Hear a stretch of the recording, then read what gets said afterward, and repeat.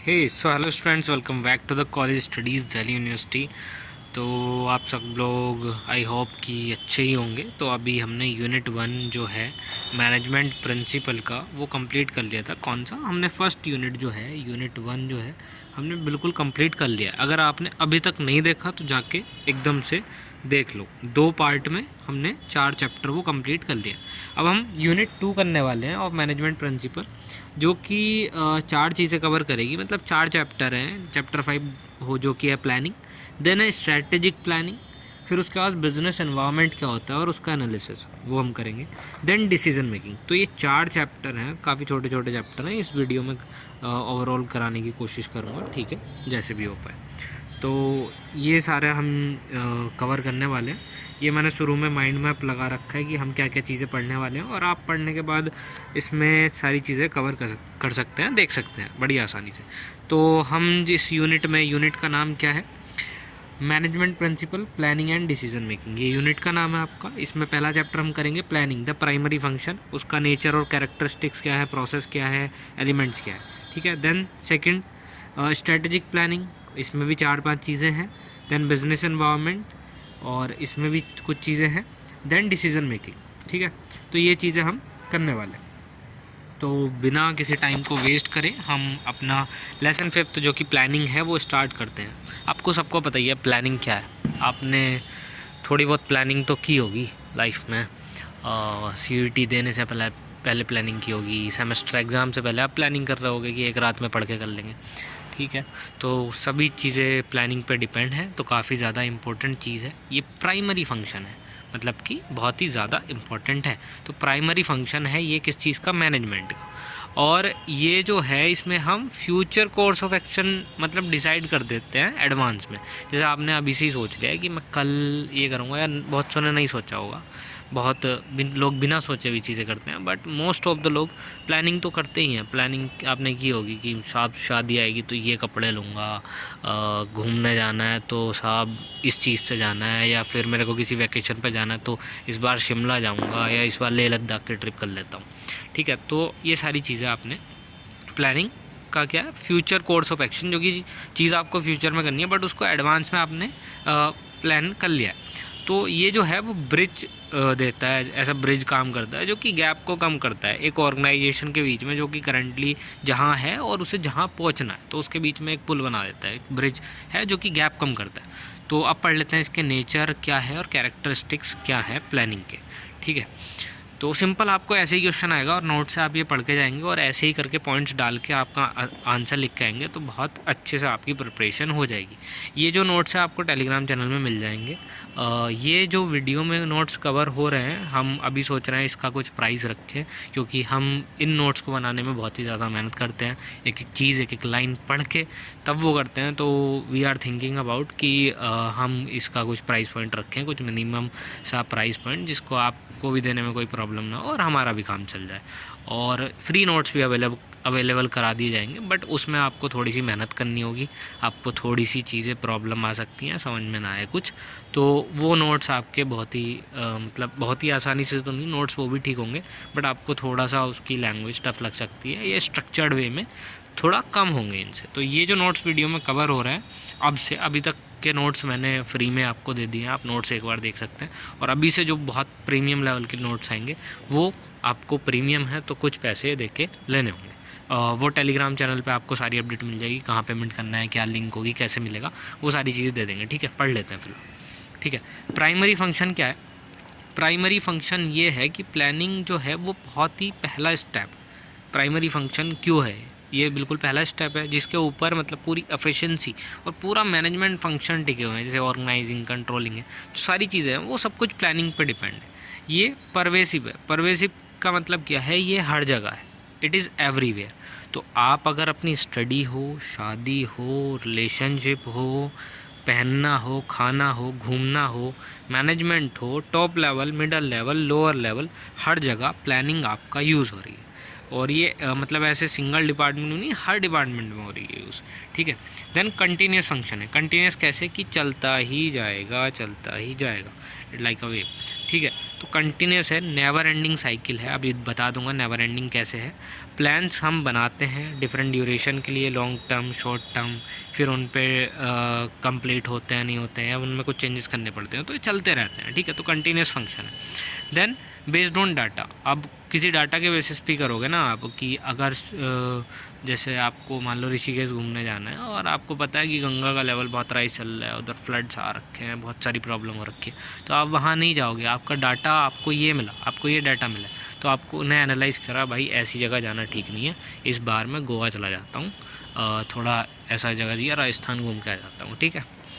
Then तो sound planning इसमें क्या है कि ये रिसर्च पे और एनालाइज करते हैं, मतलब कि ऐसे ये मैनेजमेंट में अप्लाई कर लो। पहले रिसर्च करेंगे, एनालाइज करेंगे कि प्लान ठीक है या नहीं, इन्फॉर्मेशन सारी लेंगे और फिर ले डाउन करेंगे पूरा एक्यूरेट कोर्स ऑफ एक्शन की क्या करना चाहिए, ठीक है। Then second plan essentials.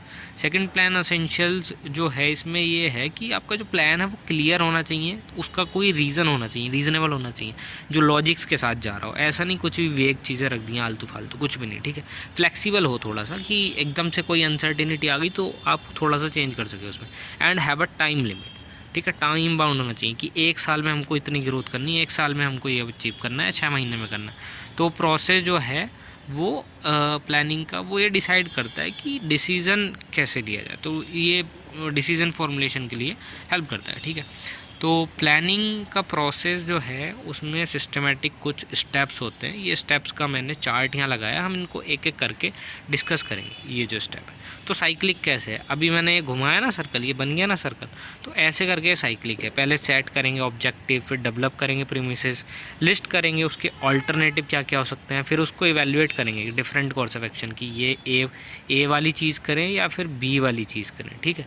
तो ये सोचेंगे, देन सेलेक्ट करेंगे और उसका अल्टरनेटिव कि कौन सी चीज़ कर लेनी चाहिए, देन कोई एक चीज़ इंप्लीमेंट कर लेंगे और फिर फॉलो अप एक्शन करेंगे। अभी बताता हूँ सारी चीज़ें क्या होती हैं, ठीक है। ये डायग्राम है, एक बार देख लेना नोट से, ठीक है। देन तो सबसे पहले आता है इसमें सेटिंग अप ऑब्जेक्टिव। हम ऑब्जेक्टिव सेट करते हैं, जैसे कि हम इस पर स्पेसिफाई कर देते हैं एंड रिजल्ट कि हमारा फाइनल रिजल्ट क्या होगा, हमारा ऑब्जेक्टिव क्या है, कि किस चीज़ पे हमारा क्या गोल है हमारा, ठीक है, जो हमें अचीव करना है। जैसे हमारा गोल हो सकता है इंक्रीजिंग सेल्स बाय 20% इन 2 ईयर्स, बताया था ना, टाइम बाउंड होना चाहिए, 2 साल में कितना होना चाहिए, 20%, और क्या इंक्रीज़ करनी है हमें, क्या चीज़, सेल्स, ठीक है। तो ऑब्जेक्टिव जो है वो क्लियर और प्रिसाइज होना चाहिए, ऐसा नहीं लंबी चौड़ी बात फेंक दी है यहाँ पर, ठीक है, वो भी नहीं होना चाहिए। Second, developing premises.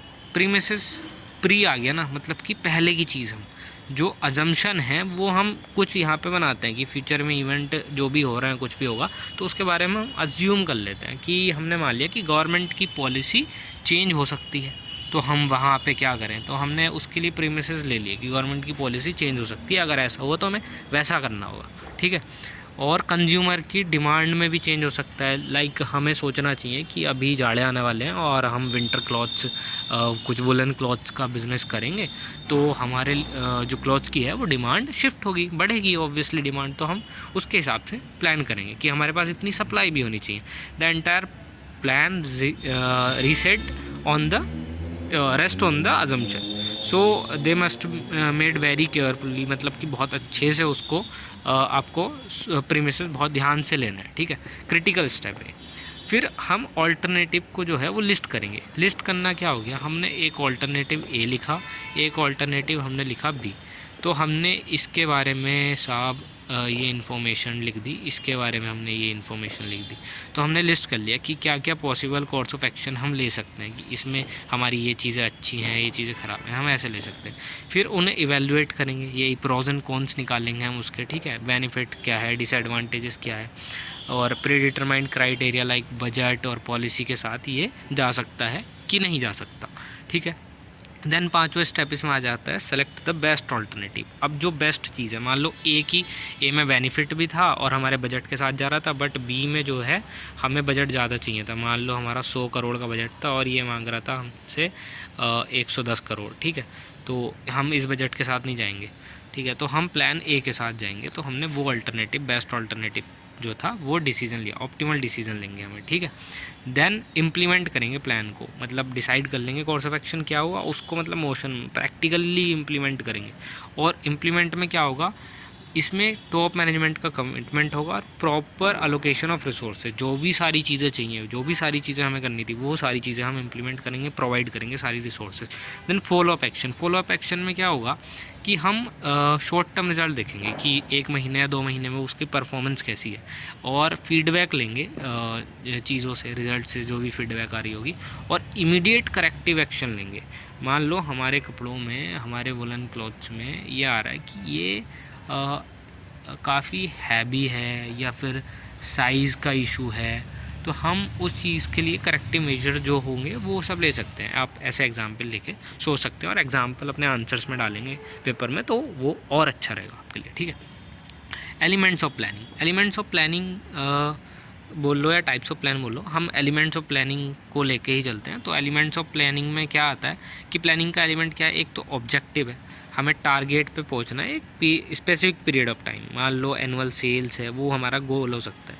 तो they should be set in quantitative terms what ever possible for easy measurement and comparison, ठीक है। तो जो कंपेयर हो सके और इजी मेजरमेंट में आ सके, तो ऐसा हम ऑब्जेक्टिव सेट करेंगे for specific period of time. Then rules बनाएंगे, स्ट्रिक्ट पॉलिसी होंगी, गाइडलाइंस होंगी कुछ स्पेसिफिक, या क्लियरली हम बोल देंगे कि क्या हम कर सकते हैं और क्या नहीं कर सकते एक ऑर्गेनाइजेशन में। और रूल्स जो हैं वो एनफोर्स होने चाहिए स्ट्रिक्टली, और उनकी वायलेशन पे कुछ जो कॉन्सिक्वेंसेज होंगे, मतलब प्रॉब्लमेटिक तो हो सकते हैं अगर वायलेशन हो, तो उसके लिए हम कुछ और ऐसे पनिशमेंट या कुछ चीज़ें रखें ताकि वो हो ही ना, ठीक है। देन प्रोसीजर जो है वो हर चीज़ में काफ़ी इंपॉर्टेंट पार्ट प्ले करता है। जैसे किसी और का समझाने का प्रोसीजर कुछ और हो सकता है, मेरा समझाने का प्रोसीजर ये है, मैं आपको एग्जांपल दे रहा हूँ, सारी चीज़ें बता रहा हूँ। तो इसी बात पे चैनल को सब्सक्राइब मार दो और वीडियो को लाइक मार दो और दोस्तों के साथ शेयर कर दो भी, ठीक है। तो प्रोसीजर में यही चीज़ आती है कि एग्जैक्ट सीक्वेंस ऑफ एक्टिविटीज़ क्या है, कि हम क्या चीज़ कर रहे हैं। मान लो मैं तुम्हें डायग्राम से समझा रहा हूँ, पहले मैंने माइंड मैप दिखाया, फिर मैं चीज़ें बता रहा हूँ, पहले मैंने हेडिंग दे दी। बहुत लोग ऐसे पैराग्राफ में तुम्हें होच पोच कहानी सी सुना देंगे और चले जाएंगे, ठीक है, ऐसा भी हो सकता है। तो ऐसे ही मतलब चीज़ें हो सकती हैं। मान लो किसी का रसगुल्ला बनाने का तरीका कुछ और है, किसी का कुछ और है, और एक काफ़ी फेमस हो गया है क्योंकि वो मावा ज़्यादा लगाता है मैदा कम, एक मैदा ज़्यादा लगाता है मावा कम, ठीक है। तो आप खुद ही एग्जैक्ट सीक्वेंस ऑफ एक्टिविटीज़ जो प्रोसीजर है वो काफ़ी इंपॉर्टेंट है, और रिपीटेड टास्क के लिए ये मतलब क्योंकि हाँ रिपीटेशन होगा टास्क का, तो प्रोसीजर इंपॉर्टेंट है। और स्टेप बाय स्टेप प्रोसेस है, जैसे कि स्टेप बाय स्टेप प्रोसेस होता है कंज्यूमर का ऑर्डर फुलफिलमेंट में। जैसे आप फ्लिपकार्ट और अमेज़न यूज़ करते हैं तो कि ऑर्डर प्लेस्ड और शिप्ड हो गया है, अबाउट फॉर डिलीवरी हो गया है, एजेंट ऑर्डर डिलीवर्ड, तो ये सारी चीज़ें जो आती हैं, ठीक है। देन प्रोग्राम्स में क्या आ सकता है कि प्लान्स करेंगे हम ऐसे कुछ डिज़ाइन जो कि स्पेसिफिक होंगे, टू द पॉइंट होंगे।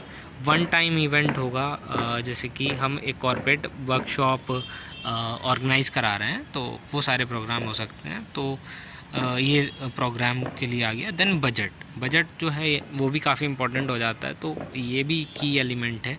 The statement of potential cost and revenue let down entirely in quantitative terms, मतलब कि हम सारी चीज़ें नंबर्स में लिख लें, सारी चीज़ें क्या चीज़ें हैं, सारी स्टेटमेंट, क्या पोटेंशियल कॉस्ट आने वाला है, क्या हमारा रिवेन्यू होगा, तो हम सब कुछ वो चीज़ें लिखें। बजट एक असेंशियल टूल है प्लानिंग का, और रिसोर्स एलोकेशन, क्योंकि हम प्लानिंग में ही लिखेंगे ना कितना बजट है हमारे पास, क्या पैसा लगना चाहिए, वहीं पे अपना गोल सेट करेंगे और क्या हम एलोकेशन कर सकते हैं रिसोर्सेज की, ठीक है। एक्सपेंडिचर को कहाँ कंट्रोल किया जा सकता है, ठीक है।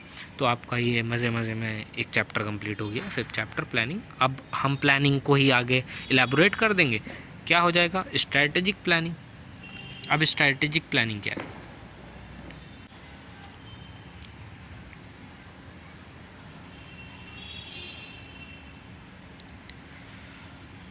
तो स्ट्रैटेजिक प्लानिंग जो कि आपका चैप्टर नंबर 6 है, तो इसमें हम डिफाइनिंग द फ्यूचर डायरेक्शन, ये ऐसे करके लिख दिया है कि हम क्या चीज़ें करेंगे फ्यूचर में।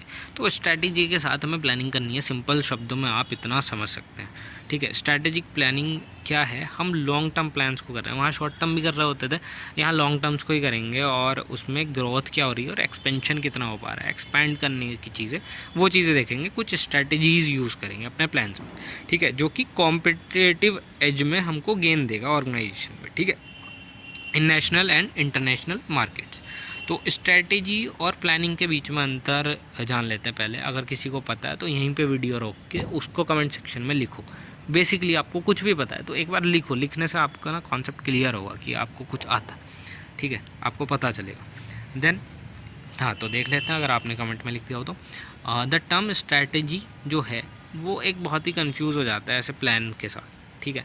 तो प्लान जो है, जो की डिफरेंस है वो फ्लेक्सिबिलिटी का है। प्लान क्या है, सिंपल शब्दों में हम देखें कि हमने कोई भी चीज़ प्लान करी, कोई मेथड लिया और स्ट्रक्चर्ड अप्रोच हमने यूज़ कर ली अपने कोई भी ऑब्जेक्टिव या गोल को अचीव करने के लिए। लेकिन वो किस चीज़ में हो रही है, बेस्ट सूटेड प्रेडिक्टेबल इन्वायरमेंट। अब भारी चीज़ नहीं है, मतलब कि हमें सारी चीज़ें पता है, हमें पता है कि हमें लद्दाख जाना है, ये रास्ता ये है, या हमें अपने मार्केट तक जाना है, प्लानिंग कर ली तो हमें ये पर्ची पे लिख लिया कि मम्मी ने सामान लाने को भेजा है तो हम आलू टमाटर भिंडी प्याज ले आएंगे, ठीक है। तो इसमें कोई रॉकेट साइंस नहीं लग रहा, सिंपल है, मार्केट में जाना है, जाके ले आना। बट एक स्ट्रैटेजी क्या है, ये फ्लेक्सिबल प्लान होता है। प्लान में फ्लेक्सिबिलिटी भी आ गई कि अगर कोई चेंज हुआ, मान लो भिंडी ही ना मिली तो हम कुछ और चीज़ लेंगे।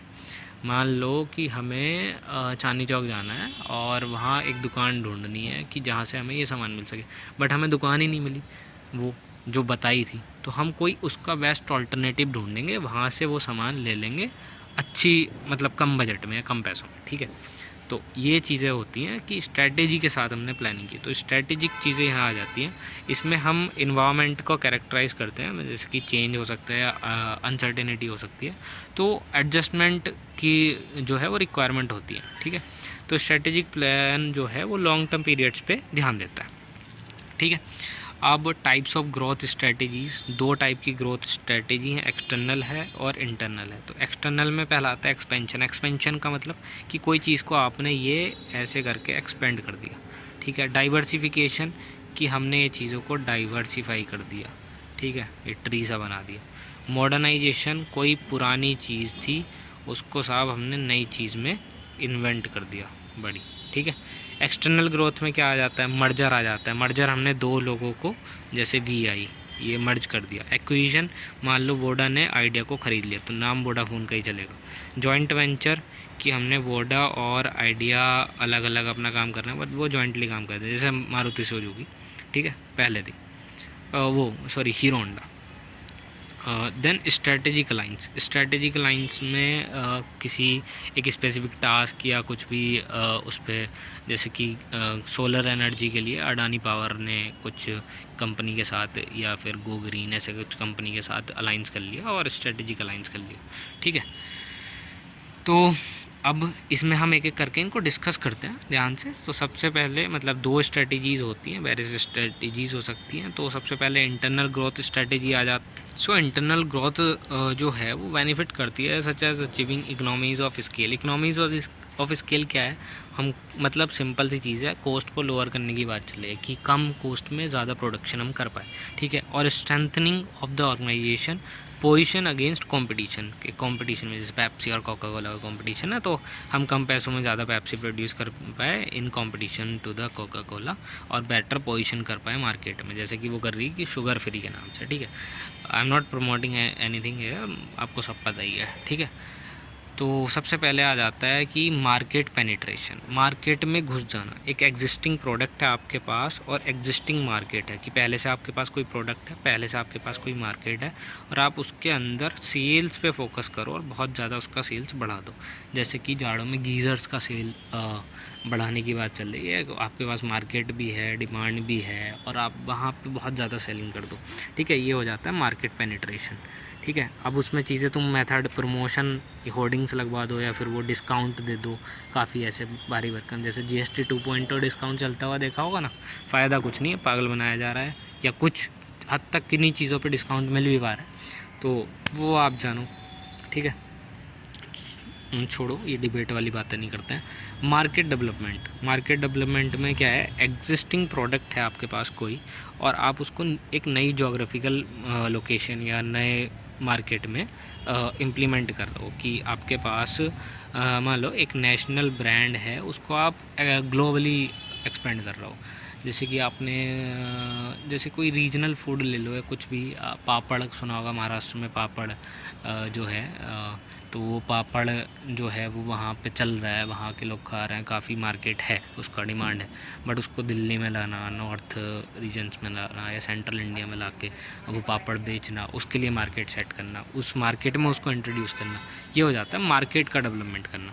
Then product development. Product development में क्या है, एक एग्जिस्टिंग मार्केट तो है लेकिन वहाँ आपने न्यू प्रोडक्ट लॉन्च कर दिया, जहाँ की उसमें क्या चीज़ों की ज़रूरत पड़ सकती है, कंटिन्यूस इन्वेस्टमेंट चाहिए इनोवेशन में। आप नई चीज़ बना रहा हूँ ना, तो इनोवेशन कर रहा हूँ, फोकस करना पड़ेगा क्वालिटी पे या फिर कोई नए फीचर्स पे, ठीक है।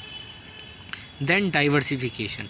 डाइवर्सिफिकेशन का क्या मतलब आ जाता है कि आपने नए मार्केट में नया ही प्रोडक्ट लॉन्च कर दिया, ठीक है, कि आप ऐसे डाइवर्सिफाई कर रहे हो कि मार्केट भी नया है और प्रोडक्ट भी लॉन्च कर दिया आपने नया। तो डाइवर्सिफिकेशन भी दो टाइप के हैं, रिलेटेड और अनरिलेटेड। रिलेटेड डाइवर्सिफिकेशन में क्या आता है, moving into a new industry that share some similarity, जो कि करंट बिजनेस है उससे सिमिलैरिटी वो करिए। जैसे सैमसंग है, वो वेरियस इलेक्ट्रॉनिक आइटम बना रहा है, दे रहा है, फ़ोन की एसेसरीज़ दे रहा है, वो फ़ोन बेचता है, आपको पता है सैमसंग। और इलेक्ट्रॉनिक आइटम जैसे कि वॉशिंग मशीन है, एलईडी टीवीज़ हैं, ये सब चीज़ें भी सैमसंग लाता है, ठीक है। Then unrelated diversification. Unrelated diversification में क्या जाता है, moving into an industry that share no similarity, कोई सिमिलैरिटी ही नहीं है। जैसे कि गोदरेज है, वो रेफ्रिजरेटर भी बेच रही है और एक तरफ वो हेयर कलर भी बेच रही है। कोई सिमिलैरिटी लग रही है आपको कि गोदरेज का हेयर कलर भी आ रहा है और एक जगह इलेक्ट्रॉनिक आइटम्स आ रहे हैं, ठीक है। तो ये अनरिलेटेड डाइवर्सिफिकेशन ही है, ठीक है।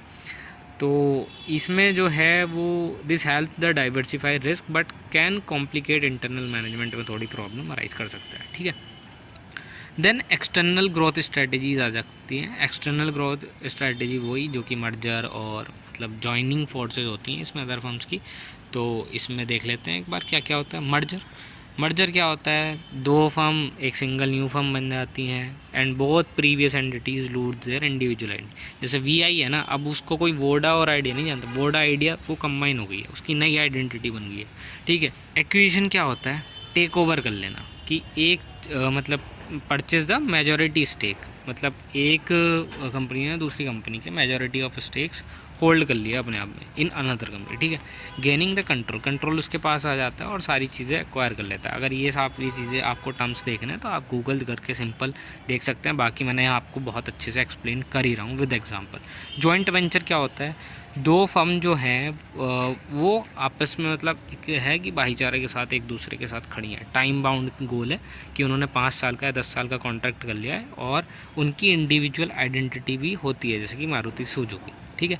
स्ट्रेटेजिक अलाइंस में क्या होता है, स्ट्रेटेजिक अलाइंस में नॉन इक्विटी एग्रीमेंट होता है, किसी के पास किसी की इक्विटी नहीं होती, जहाँ दो कंपनी अपने कोर आइडिया लाती हैं, रिसर्च एंड डेवलपमेंट या कुछ इनोवेशन लाएंगे और उस प्रोडक्ट पे काम कर देंगे, ठीक है। देन ये आपका ये भी चैप्टर मज़े में देखो, दूसरा चैप्टर भी कंप्लीट हो गया, लेसन 6।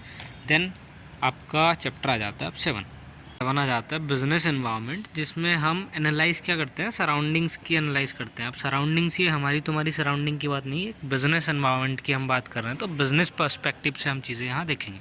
तो बिज़नेस एनवायरनमेंट में क्या चीज़ें आ जाती हैं, ये टोटल सम है सभी एक्सटर्नल फैक्टर्स का। एक्सटर्नल फैक्टर्स क्या क्या हो सकते हैं, इकोनॉमिक, फाइनेंसेस में चेंजेस कुछ, ठीक है, सोशल हो सकते हैं या फिर पॉलिटिकल हो सकते हैं कि पॉलिटिकल पार्टी चेंज हो गई या कुछ भी पॉलिसी चेंज हो गई, या इंस्टीट्यूशनल भी हो सकते हैं जो कि अफेक्ट करेगा ऑपरेशंस को, प्रॉफिटेबिलिटी को बिज़नेस की, या फिर survival of the organization also.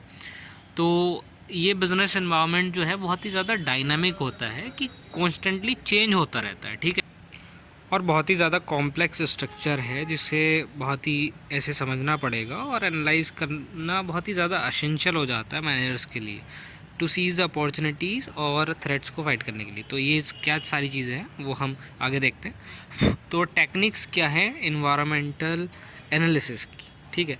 तो सबसे पहले टेक्निक यहाँ पे आ जाती है सॉर्ट एनालिसिस। सॉर्ट एनालिसिस क्या है, स्ट्रेंथ, एस से स्ट्रेंथ, डब्ल्यू से वीकनेस, ओ से अपॉर्चुनिटी, टी से थ्रेट, ठीक है। तो शॉर्ट एनालिसिस क्या है वो देख लेते हैं, काफ़ी ज़्यादा इंपॉर्टेंट है, ये आपको लिख ही देना हर जगह पे जहाँ भी आप यूज़ कर सकें, ठीक है। अपने इंट्रोडक्शन में यूज़ कर सकते हैं, अपना भी शॉर्ट एनालिसिस कर सकते हैं, एक इंसान का भी, ठीक है। तो स्ट्रेंथ क्या है, इंटरनल पॉजिटिव, आपके अंदर कुछ पॉजिटिव चीज़ें होंगी, वैसी बिजनेस के अंदर कुछ पॉजिटिव चीज़ें होंगी, वो उसकी स्ट्रेंथ है।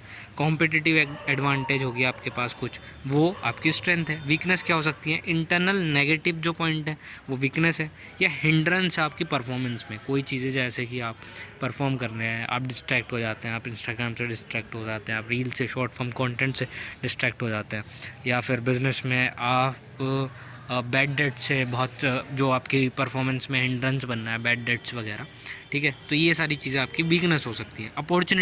अपॉर्चुनिटीज़ क्या है? एक्सटर्नल फेवरेबल ट्रेंड्स, जो आपके मार्केट में कुछ ट्रेंड्स फेवर में हैं आपके, तो वो एक्सटर्नल फेवरेबल ट्रेंड्स हैं, ठीक है। या फिर स्टिमुलेटर्स, जो आपकी सेल्स को स्टिमुलेट करे, बढ़ाए, ठीक है। देन थ्रेट्स क्या हो सकते हैं? थ्रेट्स हैं एक्सटर्नल हिंड्रेंस जो होती है, ठीक है। बाहर से कोई हिंड्रेंस आ रहा है कि कोई पॉलिसी चेंज हो गई, या फिर बहुत ज़्यादा ऐसे रिसेशन हो गया, या फिर बहुत ऐसे मंदा आ गया, या बहुत सारी चीज़ें हो सकती हैं जो कि आपके लिए थ्रेट हो सकती है। या कोई कॉम्पिटिटिव हो गई, या ब्लॉकेजेस हो गई, आपकी सप्लाई चेन नहीं चल पा रही, या लाइक लॉ सूट्स, या इकोनॉमिक डाउनटर्न्स आ गए, ठीक है। तो ये आपके थ्रेट हो सकते हैं। देन इसी के जैसा आता है टॉस एनालिसिस। टॉस एनालिसिस क्या है? TOWS एनालिसिस भी आप पढ़ सकते हैं। तो टॉस एनालिसिस जो है वो एक्सटेंशन ही है शॉर्ट एनालिसिस का। अब हम यहाँ 4 चीज़ें देखते हैं। मैं इसका अभी एक आपको सिंपल ट्रिक से भी बता दूंगा, लेकिन अभी पढ़ लेते हैं, ठीक है। देख लेते हैं कि क्या चीज़ है। तो ये यूज़ होता है टू डिज़ाइन स्पेसिफिक स्ट्रेटजी, हम जो कि मैच करें इंटरनल और एक्सटर्नल फैक्टर सभी से, ठीक है। तो शॉर्ट एनालिसिस की तरह ये जैसे कि एक्सटेंशन है, तो टॉस एनालिसिस में हम 4 चीज़ें से देखते हैं। सबसे पहले SO स्ट्रेटजी, जिसमें हम मैक्सिमम चीज़ें देखते हैं, जहाँ की जो कि अग्रेसिव अप्रोच है, यहाँ फिर मैक्सिमम बेनिफिट होता है। वैसे ही WO स्ट्रेटजी, यहाँ मिनिमम मैक्सिमम का कॉम्बिनेशन बनता है। यहाँ अपॉर्चुनिटीज़ हम वो यूज़ करते हैं जो कि वीकनेस को ओवरकम कर सके, ठीक है।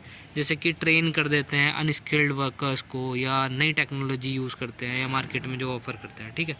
देन ST स्ट्रेटजी में मैक्सिमम मिनिमम का कॉम्बिनेशन होता है, जिसमें हम यूज़ करते हैं स्ट्रेंथ को फाइट ऑफ करने के लिए, जो भी हम थ्रेट्स हैं, तो हम अपनी स्ट्रेंथ दिखाएंगे ना जो थ्रेट्स आ रहे हैं उसके लिए।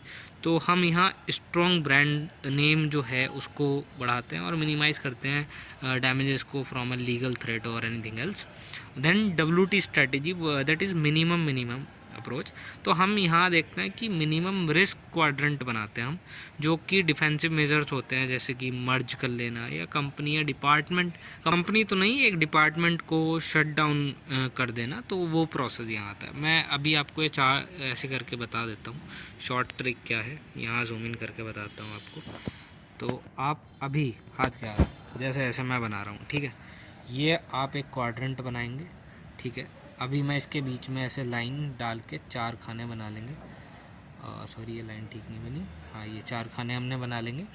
इस साइड लिखेंगे मैक्सिमम, इस यहाँ लिखेंगे मिनिमम, ठीक है। सेम यहाँ पे लिख लेंगे मैक्सिमम और ये मिनिमम, ठीक है। अब हम ऐसे क्वाड्रेंट बनाएंगे। अब जो SO WT और जो भी सारी चीज़ें मैंने अभी आपको बताई है, 1 2 3, जो तीसरा पॉइंट है वो इसमें, और जो 4th पॉइंट है वो यहाँ, ठीक है। अभी इसको बनाओ, और ठीक है, बना लिया, ये स्क्रीनशॉट ले लो, ठीक है। ये ले लिया, maximum maximum, then minimum maximum, then maximum minimum, और मिनिमम सबसे चौथा पॉइंट, ठीक है। तो ये बना लिया। अब ये चारों पॉइंट इसके अकॉर्डिंग जो टॉस है, सबसे पहले मैं SO स्ट्रेटजी, दूसरे में जो दूसरा पॉइंट मार्क किया था मैंने minimum maximum, WO strategy, then ST strategy, then WT strategy, ठीक है। ये हो गया आपका। Then porter 5 forces. पोर्टर की 5 फोर्सेस क्या है? मतलब कि ये बेसिकली हमें हेल्प करता है इंडस्ट्री का स्ट्रक्चर जो है उसको एनालाइज करने में, ठीक है। तो ये टूल हेल्प करेगा एनालाइज करने में स्ट्रक्चर, और उसकी अट्रैक्टिवनेस कितनी है ऑफ ए स्पेसिफिक इंडस्ट्री, ठीक है। तो सबसे पहले क्या चीज़ होनी चाहिए, हमें क्या पता कर लेना चाहिए स्ट्रक्चर में जो भी आ जाता है, राइवलरी अमंग एग्जिस्टिंग कॉम्पिटिटर्स, ठीक है। तो कितना कॉम्पिटिशन है मार्केट में सिमिलर फर्म्स के बीच में, like Pepsi and Coca Cola, जैसे कि मैंने बताया पेप्सी के बीच में और कोका कोला जो दोनों सॉफ्ट ड्रिंक्स बनाती हैं, तो इनके बीच में काफ़ी हद तक बहुत तगड़ा कॉम्पिटिशन है। देन थ्रेट ऑफ एंट्री के लिए क्या क्या थ्रेट है, या how easily can new competitor enter the market. अब नए कॉम्पिटिटर मार्केट में आ जाएंगे तो हमारे लिए थ्रेट है ना, तो थ्रेट ऑफ एंट्री इस पॉइंट का नाम आ जाता है। देन थ्रेट ऑफ सब्सटीट्यूट, कि एक चीज़ का दूसरा अनदर अल्टरनेटिव क्या प्रेजेंट हो सकता है। So the threat posed by indirect competitors, मतलब इनडायरेक्ट कॉम्पिटिटर्स है जिनका प्रोडक्ट है वो रिप्लेस कर सकता है फर्म्स की ऑफरिंग्स को। लाइक जैसे कि मान लो कॉफ़ी ने चाय को थोड़ा रिप्लेस किया इनडायरेक्टली, वो टी ही नहीं है बट कॉफ़ी ने उसको रिप्लेस किया। या फिर जैसे कि जी वैगन लोग लेना चाहते हैं, जिसको भी कार्स पसंद है उनको पता होगा, जैसे जी वैगन हुआ है तो उसके जैसा सेम मॉडल जिम्मी निकाल दिया सुजुकी ने, तो कहीं हद तक सेम सा कॉपी है बट उसे नहीं लग पाएगा। तो कुछ चीज़ें कुछ रिप्लेस हो जाती हैं, मतलब वो चाह नहीं रहती लोगों में, वो उस चीज़ से रिप्लेस कर देता है, ठीक है। तो वो एक सब्सटीट्यूट प्रोडक्ट के तौर पे आ जाता है मार्केट में। Then bargaining power of buyers, तो नेक्स्ट आता है आपका बार्गेनिंग पावर ऑफ बायर्स। तो बार्गेनिंग पावर ऑफ बायर्स, तो नेक्स्ट आता है bargaining power of buyers. Bargaining power of buyers में क्या है कि एक कस्टमर जो है वो कितनी पावर उसके पास है जो कि डिमांड कर सके लोअर प्राइजेस को। अगर कस्टमर की इतनी पावर होगी कि वो लोअर प्राइस डिमांड कर रहा है और बहुत ज़्यादा ऐसे पावर हो जाएगी तो वो एज अ थ्रेट काम करेगी for an organization. Then bargaining power of supplier में क्या जाता है, जो सप्लायर है वो प्राइजेस को रेज़ कर दे बिना बात के, या प्राइजेस रेज़ कर रहे हैं कि या सारे सप्लायर ने एक सलाह मिला लिया and they are raising the prices, और या फिर लिमिट कर दे मटेरियल को या सप्लाई को, बहुत लिमिट कर दे। हमें मार्केट में तो नीडेड है बट वो सप्लाई हमारी लिमिट कर देगा, तो that leads to some loss to our organization ना, ठीक है। देन मज़े मज़े में हमने चैप्टर 7 भी अपना कंप्लीट कर लिया। देन लास्ट पार्ट, मतलब लास्ट चैप्टर है, बहुत छोटा सा है, कुछ ही मिनट की बात और है, डिसीजन मेकिंग, ठीक है, द एक्ट ऑफ चॉइस। तो डिसीजन मेकिंग में हम सेलेक्ट कर लेंगे एक पर्टिकुलर कोर्स ऑफ एक्शन जो कि बहुत सारे अल्टरनेटिव के बीच में से हम सेलेक्ट करेंगे। तो ये परसेसिव होता है क्योंकि ये ऑल लेवल पे होता है और इंटेलेक्चुअल होता है, एज इट रिक्वायर कैलकुलेशन और एनालिसिस चाहिए, ठीक है। So the process of the rational decision making हम यहाँ देखने वाले हैं, जो कि एक सिस्टमेटिक प्रोसेस होता है। तो सबसे पहले आ जाता है डायग्नोस करना या डिफाइन करना सिचुएशन को और प्रॉब्लम को।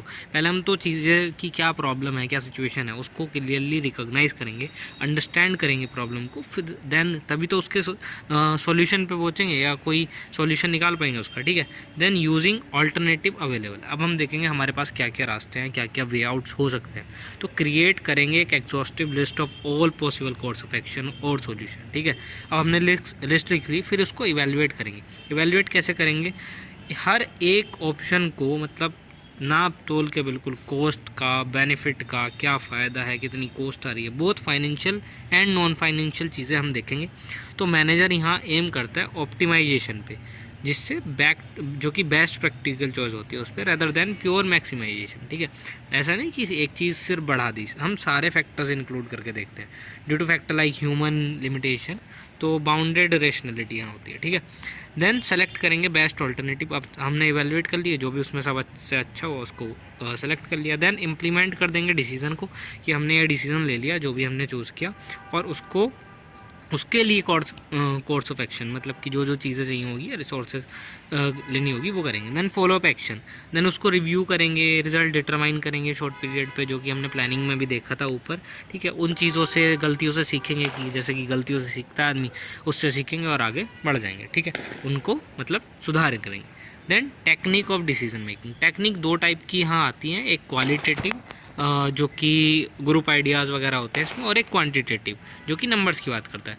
तो पहले हम क्वालिटेटिव टेक्निक्स देख लेते हैं। क्वालिटेटिव टेक्निक्स में आता है ब्रेन स्टॉर्मिंग सबसे पहले। इसमें क्या है, ये आ technique design to generate a large quantity of ideas. हम बहुत सारे आइडियाज़ को जनरेट करेंगे, मतलब एक ग्रुप से लेंगे और एकदम उसको क्रिटिसाइज़ नहीं करेंगे, और इंश्योर करेंगे no valuable suggestion is overlook, ठीक है। Then nominal group technique, nominal group technique में क्या होता है, एक स्ट्रक्चर्ड प्रोसीजर है जहाँ की इक्वल पार्टिसिपेशन दिया जाता है मेंबर्स को। मेंबर जो है अपने आइडियाज़ को अलग अलग लिखेंगे, उन्हें प्रेजेंट कर, उसको डिस्कस करेंगे एंड देन वो वोट करेंगे बाय सीक्रेट बैलेट, ठीक है। देन दलपी टेक्निक, दलपी टेक्निक में क्या होता है, हम बहुत ऐसे कंसेंसस ऑफ एक्सपर्ट ओपिनियंस जैसे है, बहुत सारे एक्सपर्ट ओपिनियंस हम लेंगे। Often through the multiple rounds, हम बहुत सारे राउंड्स ऑफ क्वेश्चनेयर करा लेंगे, ये specially when there is no scope for error. तो ऐसी चीज़ों में जैसे कि मेडिकल साइंसेस वगैरह में तो हम क्वेश्चनेयर या सर्वे ये करेंगे, और उससे जो चीज़ें, जो ओपिनियन, जो एक्सपर्ट्स के ओपिनियन होंगे वो वहाँ पे पुट फॉरवर्ड कर देंगे उनको, ठीक है।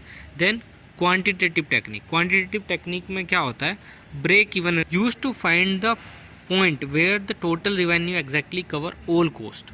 ब्रेक इवन एनालिसिस में यही होता है कि हम उस पॉइंट को ढूंढते हैं जहाँ की सारी हम कोस्ट कवर कर लें। जैसे कि ये ग्राफ बनाएं और उसमें हम कोई एक ये पॉइंट आए, तो हम यहाँ ब्रेक इवन एनालिसिस पॉइंट हमारा है कि हाँ हमारी सारी कोस्ट कवर हो रही है। देन आता है लीनियर प्रोग्रामिंग।